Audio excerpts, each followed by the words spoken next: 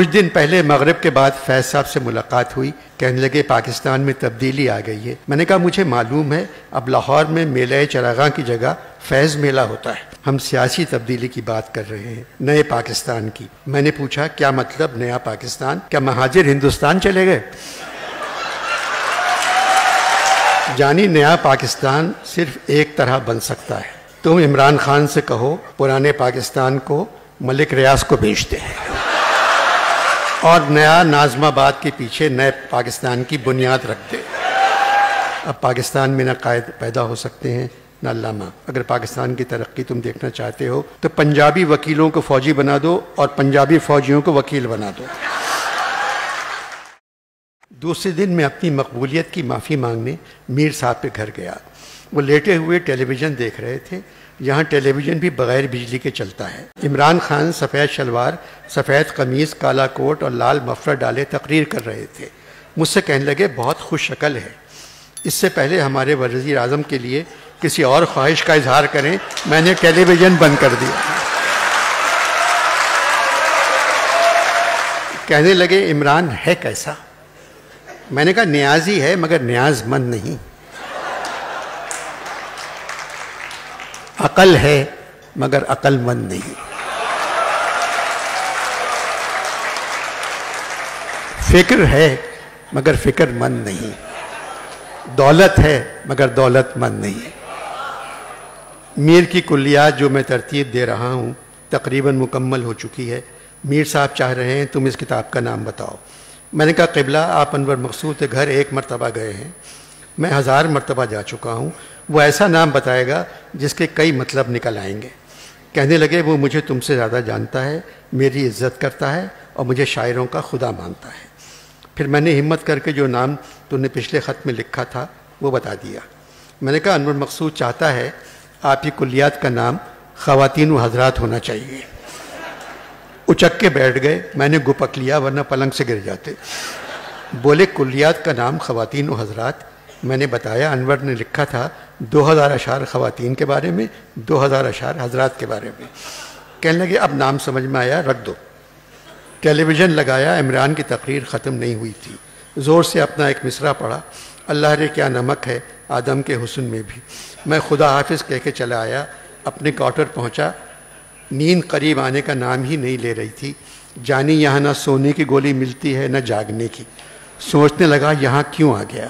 ساقی فاروقی کی طرح دوسری طرف جانا پسند کر لیتا. آگ کی وجہ سے کم از کم چائے تو گرم مل جاتی. کچھ دن پہلے مغرب کے بعد فیض صاحب سے ملاقات ہوئی.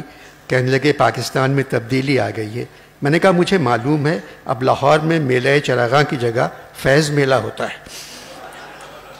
کہنے لگے ادبی تبدیلی کی نہیں, ہم سیاسی تبدیلی کی بات کر رہے ہیں, نئے پاکستان کی.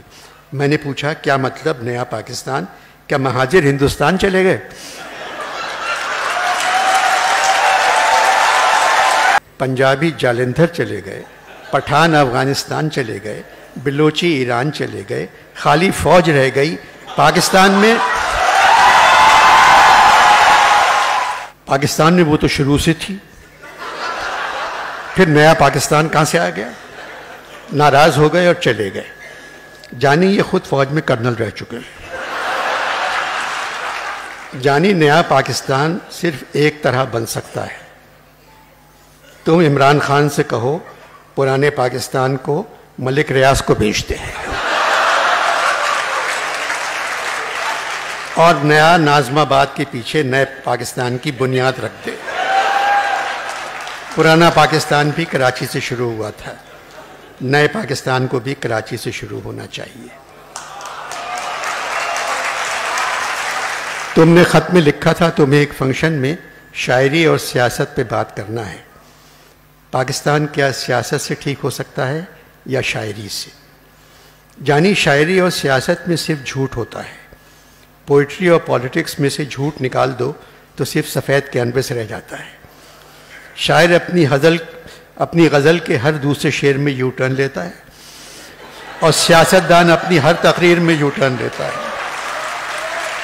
بس ایک بات ضرور کہہ دینا, اچھے شاعر کے لیے اچھا انسان ہونا ضروری نہیں ہے, مگر ہر بڑے سیاستدان کے لیے اچھا بے ایمان ہونا بہت ضروری ہے۔ عمران ایماندار ہیں، اسی لیے مشکل میں ہیں۔ اب بچا کیا؟ پاکستان سیاست سے ٹھیک ہو سکتا ہے یا شاعری سے؟ قائد اعظم بہت بڑے سیاستدان تھے، علامہ اقبال محب وطن تھے اور بڑے شاعر تھے۔ اب پاکستان میں نہ قائد پیدا ہو سکتے ہیں نہ علامہ۔ پاکستان کو ترقی، اگر پاکستان کی ترقی تم دیکھنا چاہتے ہو تو پنجابی وکیلوں کو فوجی بنا دو اور پنجابی فوجیوں کو وکیل بنا دو۔